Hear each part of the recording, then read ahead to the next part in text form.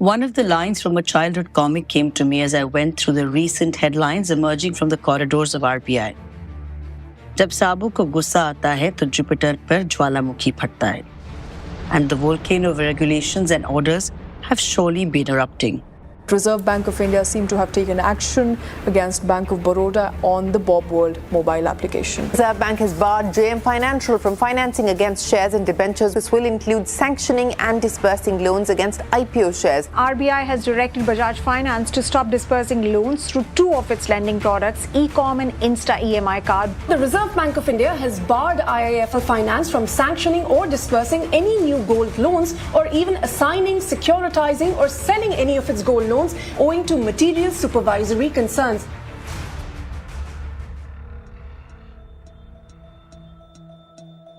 The noose around NBFCs has been tightening, and the finality of these orders has many businesses in a chokehold.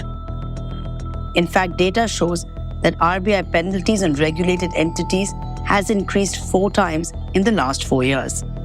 In fact, if one just looks at the last year, 50 orders have been passed by the RBI, out of which a few have mandated products or business segments closures and have not been merely monetary penalties, which is a definite change of tone and tenor for the RBI.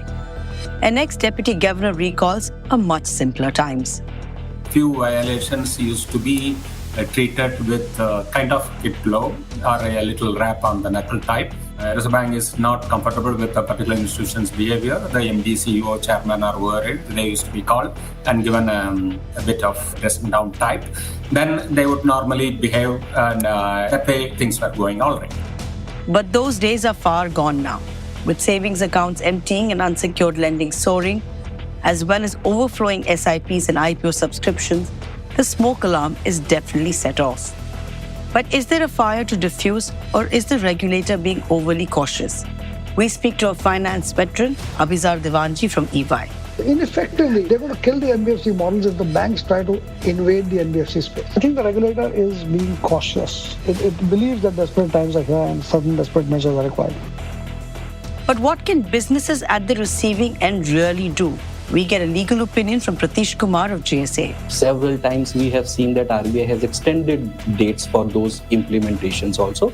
I don't think the RBI's intention is only to say something to the one financial institution, but they generally want that something we can see is happening. And the final word from an RBI veteran, R. Gandhi, on whether the regulation is creating an environment of panic rather than compliance. It is not to create any panic around. It is not over-vigilantism.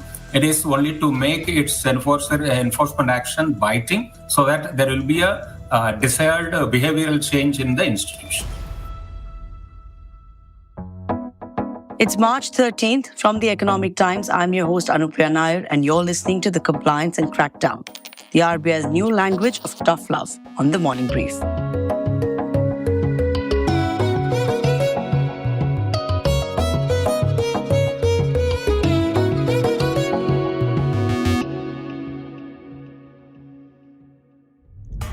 March 2008, 16 years ago, began the first fire of what would be called the Great Financial Crisis.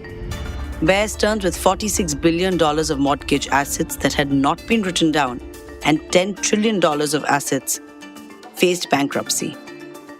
Cut to exactly a year ago, and I was hosting a podcast right here on the collapse of SVB, the Silicon Valley Bank. The last 2 decades have given a phrase that is the heart of all compliance crackdown: systemic risk. And India has seen its share. Systemic problems emerging from single firms showing cracks, and then the dominoes staged to fall. From the co-op banking collapse of PMC to the NBFC regulations after the debacles of IL&FS and Dewan Housing, a lot was done then to bridge the trust deficit between markets and the NBFCs. But of late, that focus has shifted. It is not merely about systemic risks, but a true crackdown on compliance. The intention seems to be not just to make the named entity comply, but also the ecosystem to course correct. From bridging the trust deficit, the RBI seems to be creating a sense of concern and question for the entire ecosystem, which one could argue started last year with the Bob World order, moving to the product shutdown for Bajaj Finance, then the Paytm punishment, and the more recent IIFL and JM financial orders. I sat down with Abhizar Divanji, Head of Financial Services for EY, to understand how the industry is really reading into these orders. Since the Bob Wall order came out, I think there is a little bit of a paranoia in the regulator on how banking, and I include NBFCs as part of banking, is changing as a landscape. More and more of fintech, more and more of different ways of tech-enabled banking is happening nowadays. And clearly the regulator is a tad bit concerned about how this kind of banking happens and whether are there any inherent risks that are being taken. And justifiably so. I'm an old banker and I would say that it's justifiably so. For a reason. So is the concern justified? Let's look at the data. Banks lending to finance companies has risen nearly 4 times, from 5% in 2017 to 9.5% in October 2023. The exposure has risen to 3.8 lakh crores in the same period to a whopping 15 lakh crores. In fact, when you look at the total credit, 1 out of every 3 loans now is a personal loan. And this move has not been one that has come overnight. NBFCs borrow from banks to onward lend. So, if the NBFC has to earn a 3 to 4% interest margin gap, it is 3 or 4% costlier than any bank by virtue of this model. Now, earlier, banks used to freely give monies to NBFCs, and NBFCs used to invest in corporate loans. This business stopped or took a jolt with ILFS. When the ILFS crisis happened, Infrastructure Leasing and Finance, what really they did is they had an NBFC company, they started funding their own projects and then refinancing their own projects, and they went on and on till the house of cards came down. With ILFS, the banks learned a lesson that we do not want to lend to NBFCs for the corporate business. And the NBFCs have an arbitrage because they could lend where banks could not lend. They could give flexible credit. They could give real estate loans. They could loan against land. They could do a lot of other things. So NBFCs actually started the arbitrage business where banks could not lend. And then that's where they made the money. Now, with the wholesale banking stopped, NBFCs then started moving to the retail financing. So they started offering all kinds of retail loans, housing loans being the most prominent, but other forms of retail loan, asset loans, two-wheeler loans, car loans, etc. They had the penetration. NBFCs had the reach. And the banks had the capital. And the banks were very happy to say, let me fund the retail business of NBFCs. Then the banks started getting more aspirational themselves and they said, let's grow our own balance sheets. That's when the banks started getting into retail. PSU started lending on the consumer side. And when they started lending on the consumer side, the NBFCs were pushed down the credit chain because they were 300 basis points or 3% costlier than any bank. They had to go for lower and lower quality of credit. As they went for lower and lower quality of credit, the regulator's skepticism on them kept rising. Then came the world of fintech and the world of personal loans, where frankly the banks also do personal loans, but their percentage of personal loans compared to the total book is much less than that of an NBFC. So the NBFCs automatically became more vulnerable to personal loan failures. And that's now we are in that situation today where the regulator is getting cautious and telling NBFCs you need to cut down, do better compliances and make sure you lend the loans. Ineffectively, they're going to kill the NBFC models if the banks try to invade the NBFC space. But what about the fintechs, who through the Paytm punishment have all learned a lesson, one could argue? But these aspirational lenders are just symbolic of the pattern of the problem that seems to be plaguing the system that the RBI is trying to correct. This ecosystem comprises of fintech enablers. It comprises of traditional banking entities which hold the asset or the liability, so which is the loan or the deposit in layman words. Now the job of the fintech is simply to originate, take a fee and create an income base for itself. And the whole valuations, and fintechs are quoted as multiples of revenue as valuations. They get their valuations by way of a multiple of the revenue that they make, not necessarily of the profits that they make. So they're happy to incur expenditure, happy to cook the goose into a large revenue base, get their valuations. But at the back, there is a regulated financial entity which is either holding the asset, the loan, or the liability, the deposit. The depositor then gets worried when the assets are not of the quality because the originator is not generally responsible for the quality that emerges. And that causes what the RBI says is systemic risk. And that kind of systemic risk is what gives rise to the worry that one sees. Now, on the flip side, while fintech is here to stay, internet banking is here to stay, the regulator is not as updated on the newer business model and hence feels panicky about what he sees. And that's sometimes what causes it to give a reaction, which is rule-based or ban-based or whatever else. Because don't forget, a regulator has only one weapon in his hand, regulation. So he tries to use that regulation to protect himself. But in that process of protection came massive panic attacks, stocks cracking to lower circuits, and shareholder value eroded. But many would argue better shareholders than depositors. Abizar is quick to remind us that this avatar of the RBI is also not really new. They've always been harsh. They picked up a Lakshmi Vilas bank and just given it to a DBS without the shareholders doing anything. They put a DHFL into insolvency. So they've done harsh things. It's not that the RBI has not done harsh things. Even now, what you're seeing is those 2 or 3 kids who have been sent to rehab. It's not the whole lot that is really being sent. But it is, what RBI is trying to do is, RBI I think is trying to be more exemplary here. To say that if I give you a warning, take it seriously. Because if you don't, then I will discontinue your business. And I think they've now started using that stick more often, I would say. And I think it's also a sign of how worried they are about what the system is rather than him getting harsher. But as the orders start to pour in, businesses directly impacted and those who fear they could be next in the firing line scramble. I turn to Pratish Kumar, who tracks regulation in the financial sector closely at his law firm at JSA. Pratish clearly has had a busy year. He helps us segregate the impact between a regulation change, which ideally comes with a time frame to comply, and a hammer-down order, which has no recourse. When there is something on card, when it comes, it completely changes. It takes time and effort. Management gets involved. All the policies needs to be replaced. So definitely that has an impact. But generally, on those parts, we have time. We have time to discuss. We have time to formulate what can be done. And therefore, those are smooth transition.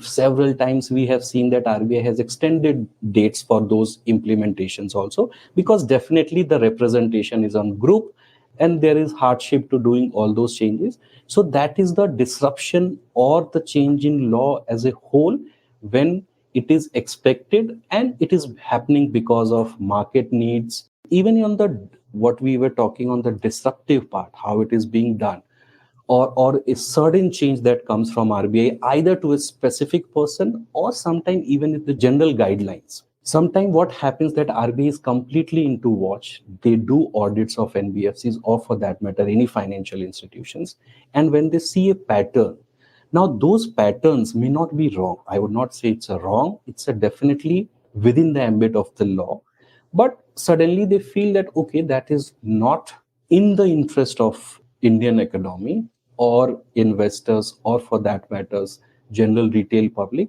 then they bring certain changes, and that has a definitely ripple effect, because sometime you will not believe that those guidelines are with immediate effect. Now it is a problem because some business, some product has been made on that basis, and then suddenly you change the whole law with immediate effect. Maybe the transactions sometime are in between, and those have to be stopped. On the specific ones also, it's not that that particular NBFC is only going to see that. In fact, all of them wants to see, all of them wants to analyze. They want most of the information to be public so that they can rectify things. I am assuming, Anupriya, that's the intention also. I don't think the RBI's intention is only to say something to the one financial institution, but they generally want that something we can see is happening. But does the RBI give notice or catch the defiant off guard? Even in its statute, RBI is completely obligated to first issue a so-cause notice, then different under the directions that company A needs to provide all the data, whatever there can be inspection, there can be audit. and there will be sufficient time and representation which needs to be provided to company A, that they will clarify their position, they will state that what are the facts and circumstances, but there is no mechanism that what representation you have been provided, whether it has been accepted by Reserve Bank of India or not, that is completely their domain and we cannot question that. And there is no questioning, as the RBI say, is the final word. As Pratish reminds us, unlike SEBI, where there is SAT to appeal to, the buck stops at Main Street. Unfortunately, in Reserve Bank of India law side, yes, there is no specific tribunal. There is a discussion, committee reports that there should be something like that, but unfortunately, right now there is nothing like that. So the only recourse that you have in case of adverse orders, there can be penalty or the orders to stop some part of the business or whole part of the business. In case of penalty, you have option not to pay, go again to RBI, represent normal phenomena. But if you don't pay, RBI will have to go to a civil court, and then the normal civil procedure where you have to go to civil court or high court or supreme court, that is the only option in case of penalties, if penalties are imposed. Even for the orders, it is specific saying that you need to stop some businesses or you need to do certain businesses in a different way if it is disruptive or you are not agreeable to that, then also the only option available with you is to go to courts. So normal court procedure, I know it may be time consuming, but right now there is no fast solution or you cannot go to a specific tribunal. So you will have to go to high court or supreme court under normal court procedure mechanism and get relief from there, rectify it. So while many brokerages are reiterating that RBI's proactive supervision bodes well for the sector's long-term health, they're also calling out that it requires closer attention, especially because of the regulatory censure, which could be a precursor to more stringent actions by the central bank. So I dialed up Mr. R. Gandhi, a former Deputy Governor of the Reserve Bank of India, who reminds me, who draws the comparison that the RBI is like a parent of a spoiled child that has been pushed to becoming harsher. Actually, we have to look at a little history. Reserve Bank's enforcement actions, it is evolving over the period. More specifically, from 2016-17 onwards, it is very visible. Prior to that, regular approach had been to assess financial institution, bank or NBFC or whatever, as an institution as a whole. So transgressions on violations of regulations was seen with the background whether otherwise they have been behaving all right, they are good by their behavior, compliances. In that case, a certain few violations used to be treated with kind of kid glove or a little rap on the knuckle type. That was the way earlier it was being done. Those days, the importance of moral suasion was really very strong. When Reserve Bank is not comfortable with a particular institution's behavior, the MD, CEO, chairman, or whoever they used to be called and given a bit of dressing down type, then they would normally behave, and that way things were going all right. But post Justice Sri Krishna Committee recommendation, the FSLRC recommendations in 2013-15, the final report came. There, they kind of recommended that all regulators should have a distinct verticals for regulation, supervision, and enforcement. 3 separate verticals. That is, enforcement, more specifically, enforcement should be segregated from regulation and supervision. It should be an independent entity within the regulator, or they even went to the extent of saying that outside it should be there. They should not be influenced by an entity's size or behavior or whatever. Specific instances of violation should be dealt with on its own. That's what came, that in 2017, Reserve Bank created this enforcement vertical. Thereafter, you saw that punishment in terms of penalties and other things started coming. Initially, it used to be monetary penalties, a few lakhs of rupees, sometimes a few crores of rupees. That created a bit of reputation risk for the banks or the NBFC or any other entity. Initially, there was kind of biting. But nowadays, you find that every week, 1 or 2 institutions get penalized. So it lost its stinging power in terms of reputation risk being tarnished or whatever. That is one.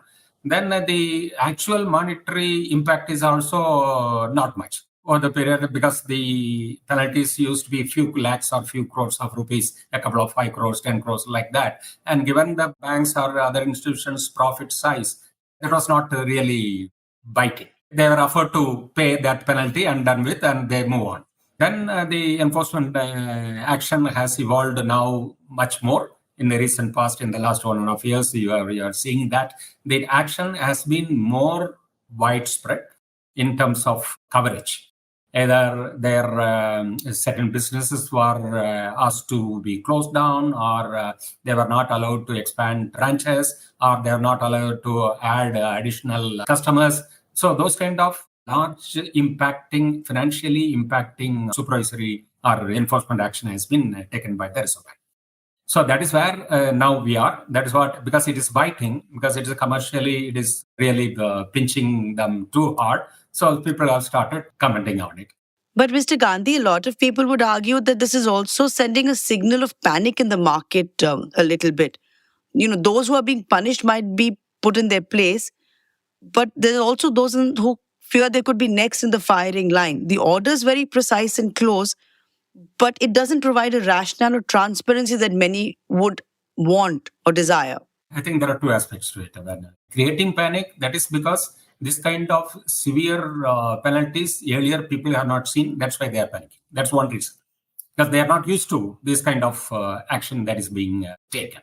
So suddenly it has kind of come as a surprise, nasty surprise for many people, that Reserve Bank can go to this extent of punishment, including cancellation of licenses and other things. That's the kind of thing. So the severity of the punishment that is being felt, and that is one creating type of this kind of reaction. What about the transparencies in these orders? Why not give a little more for the onlooker to understand? That's a different issue, because you are all people are privy to only the press releases issued by the Reserve Bank, not the order per se. The order, the enforcement action, enforcement directions or order given to that regulated entity, that definitely gives full details about what were the violations and about what was the defense given by the entity, whether the defense was accepted, not accepted, if it is not accepted, why it is not accepted. All those rationales are definitely written down in that order.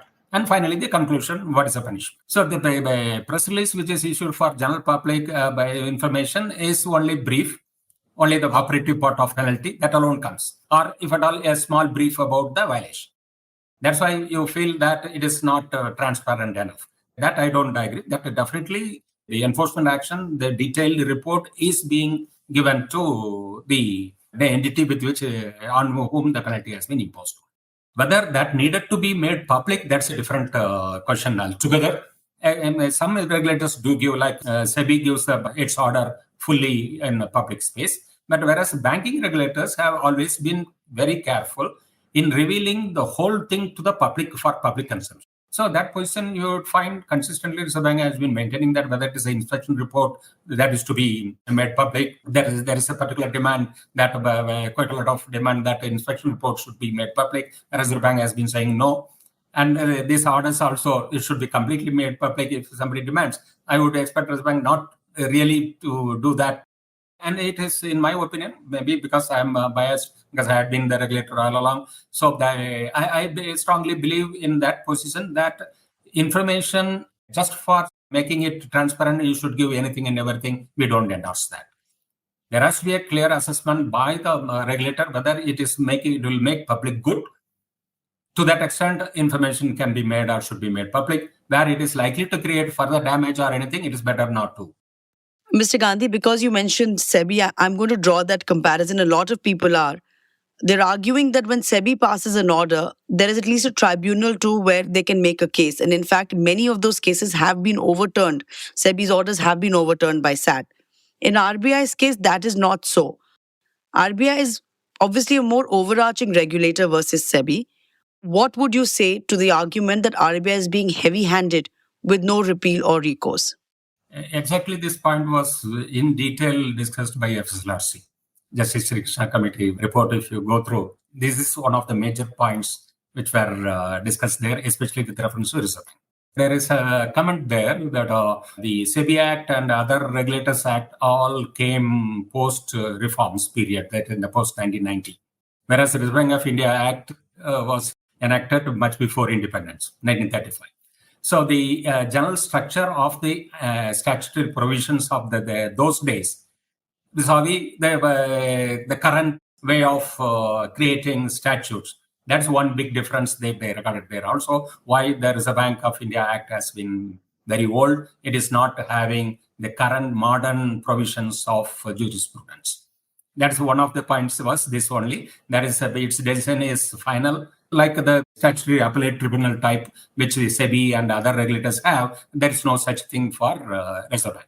That's why they recommended that there should be a SAT for Reserve Bank also. We had a different view that because banking regulation, banking supervision, banking enforcement action is totally distinct from rest of the financial sector or even non-financial sector regulation supervision. Because it can create much damage if certain things are made, as I said, more public or more by information. Then you need quite a bit of judgmental decisions to be taken in banking sphere. Whereas in all other spheres, you can be a tick box, and not exactly tick box, in the sense that you can be more specific based on certain features. You come to certain conclusion and go with that. That is typically, that's my view again, that I am conscious of the fact that I grew up in that kind of ethos. So I am maintaining that even today. This is an open point. What you said is true. The people comment is true, that when Reserve Bank takes up a decision, that is very hard to contest. So in your opinion, sir, as we close this down, anybody who at this point says that the RBI is turning into a vigilante and the cleanup or crackdown has gone too far, what would you say to them? Yeah, that's right. It is not panic reaction. It is not to create any panic around. It is not over vigilantism. It is only to make its enforcement action biting, so that there will be a desired behavioral change in the instance. The vigilance is ongoing, though the spotlight may shift. Last year, the focus was on unsecured lending, and the regulation followed through. The whole problem of pushing out loans not on the ability to pay back, but the desire to spend, which to the RBI seemed like a ticking death bomb amidst the most vulnerable retail section. But over the last month, circles of surveillance seem to be zooming in onto the markets, with regulators, SEBI and RBI almost moving in tandem. SEBI initiated action by encouraging mutual fund body AMFI to apply restrictions on the swiftly growing small and mid-cap equity schemes. Then the RBI clamped down on IPO financing through its order on JM. And reports indicate that more such moves may be on the cards as RBI completes inspections of some major non-banks engaged in equity markets financing. Another focal point seems to be the margin trading facility, or the loans backed by stocks, a segment which has gained serious interest amongst traders. So brace yourself as the RBI's Tough Love Act is set to enter a fresh new season. With that, it's a wrap on this episode of the Morning Brief podcast. This is your host, Anupriya Nair, signing off. A big thanks to the team that put this together, Vinay Joshi on production, Rajas Nayak on sound, and Vinayak Agarwal on the social media outreach. Thank you for tuning in and bearing my recovering voice through the podcast. Tune in tomorrow for a brand new drop from TMB.